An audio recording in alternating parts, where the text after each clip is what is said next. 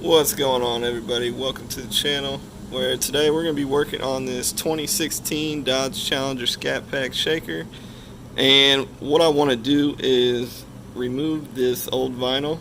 I plan on doing a wrap soon. Not sure exactly which direction I'm going to go, but the first step is to get this old vinyl off. And in order to do that, what I would recommend is a microfiber cloth, some adhesive remover, and a plastic razor blade of some sort, and definitely a heat gun. Or if you don't have a heat gun, you can borrow your daughter's bright pink hair dryer.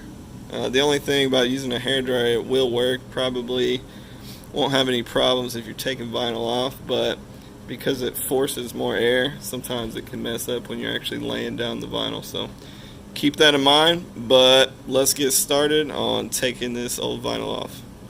The way you want to tackle this is you want to add heat to the vinyl, and then either use your fingernail or your plastic razor blade to peel the vinyl up, and then you'll heat ahead of it just enough to activate the adhesive. You don't want to overheat the adhesive, because otherwise sometimes it'll leave residue on there, or you can damage your paint, so be careful when you're doing that. And I'll do this section just to show you, give you an example. So we'll add heat to it first.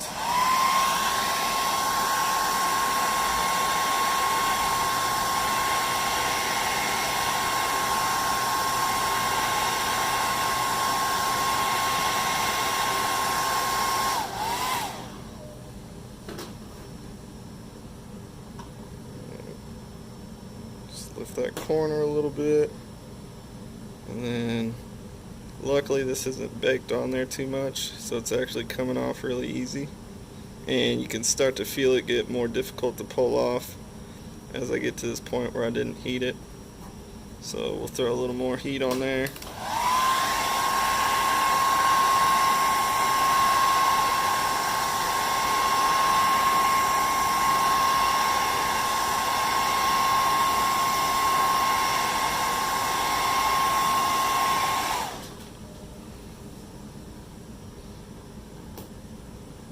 And then, yeah, the rest of it's coming up pretty easy. So just like that. So I'll set you up on the tripod and we will finish the rest of the hood.